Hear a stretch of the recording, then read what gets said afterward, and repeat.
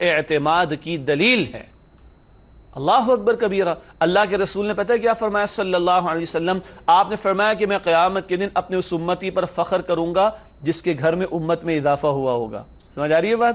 اللہ کے پیغمبر علیہ السلام تو بتا رہے ہیں جس کے ذریعے امت میں اضافہ ہوا میں اس پہ فخر کروں گا قیامت کے دن۔ اور آج ہمیں کہا جا رہا ہے بچے دو ہی اچھے، اور ایک کے بعد ابھی نہیں، دو کے بعد کبھی نہیں۔ اصل مسئلہ ہے ظالمانہ نظام کا، جس کی وجہ سے ایک طرف خودکشیاں ہو رہی ہوتی ہیں اور دوسری طرف لوگ اپنا مال پانی کی طرح بہا رہے ہوتے۔ اس ظلم کے خاتمے کی ضرورت ہے، نہ کہ اللہ کی صفت رزاقیت کے خلاف عدم اعتماد کا اظہار کیا جائے اور فیملی پلاننگ اور اس طرح کے منصوبوں کو سامنے لا کر عقیدے تک کو بگاڑنے کی کوشش کی جائے۔ اللہ ہمیں سمجھ عطا فرمائے اور اصلاح کی توفیق عطا فرمائے۔ ناظرین کرام، اس کے بعد اگلی آیت کی طرف چلتے ہیں۔ بہت اہم ایک مقام قرآن حکیم کا، آئیے اس کا مطالعہ کریں۔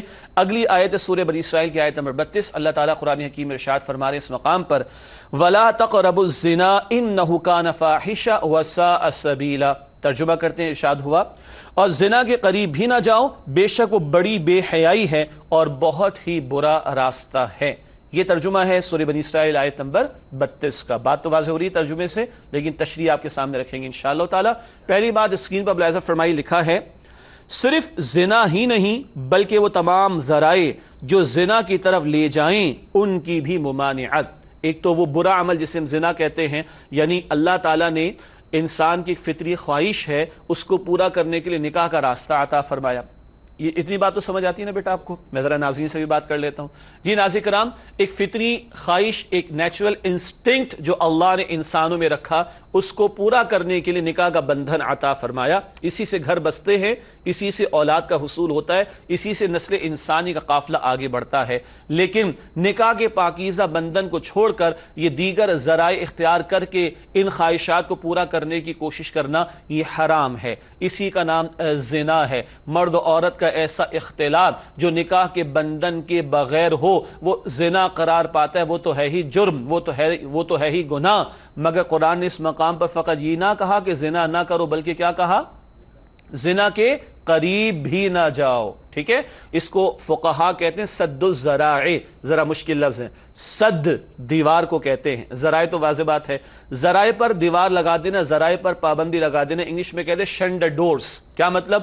وہ تمام کام جو اس برے عمل تک لے جا سکتے ہوں ان کو بھی چھوڑ دینے کی تلقین کی جا رہی۔ اتنی بات سمجھ آ رہی بیٹا؟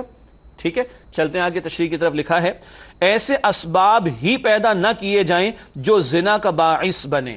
قرآن اور ہمارا دین اتنا پیارا ہے، وہ جرم کے ہونے کے بعد قانون نہیں دیتا، بلکہ جرم کی روک تھام کے لیے جرم سے پہلے بھی قانون دیتا ہے، ہدایت دیتا ہے۔ انسانوں کے بنائے ہوئے قوانین جرم کے ہونے کے بعد حرکت میں آتے ہیں، اللہ کی دی ہوئی شریعت جرم سے پہلے ہی حرکت میں دکھائی دیتی ہے، اور وہ ان راستوں کو ہی بند کر دیتی ہے کہ جن راستوں پر چل کر بالآخر جرم اور گناہ تک بندہ پہنچتا ہے۔ اب اس حوالے سے چند ہدایات آگے لکھا ہے۔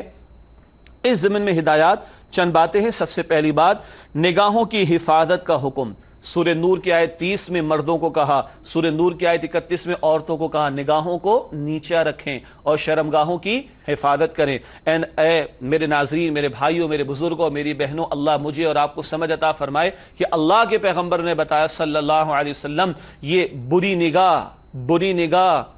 نگاہ یہ شیطان کے زہر میں بجھے ہوئے تیروں میں سے ایک تیر ہے۔ اس سے شیطان اپنے برے منصوبے کا آغاز کرتا ہے اور پھر شرمگاہ بالآخر اس کی تصدیق کرنے کی طرف لے جاتی ہے۔ اللہ ہم سب کی حفاظت فرمائے۔ ایک ہدایت کیا آئی؟ نگاہوں کی حفاظت۔ مرد و عورت کے آزاد اختلاط کی ممانعت۔ مرد و عورتوں کا آزاد اختلاط، ہاں محرم کے سامنے تو خواتین آ سکتی ہیں، لیکن محرم اور پھر نامحرم بھی آ گئے تو اب معاملہ علیحدہ ہو جائے گا۔ وہ گئے وقتوں کے الفاظ ہیں نا، زنانہ اور مردانہ۔ اب تو یہ تصور ہی ختم ہو گیا۔ تصور ختم ہو جائے تو شریعت کا حکم تھوڑا ہی ختم ہو جاتا ہے۔ عورتوں کا الگ دائرہ کار ہوگا، مردوں کا الگ دائرہ کار ہوگا، محرم نامحرم کی تمیز ہوگی، پردے کے احکامات کا لحاظ کیا جائے گا۔ یہ مرد اور عورت کے آزاد اختلاط سے روکا گیا۔ اور ایک اہم بات نوجوان بچوں اور بچیوں کے لیے خاص طور پر، اور بڑوں کے لیے بھی، ہم سب کے لیے بھی، اللہ کے رسول علیہ السلام نے فرمایا جب بھی تنہائی میں دو نامحرم اکٹھے ہوں گے تو تیسرا شیطان ہوگا۔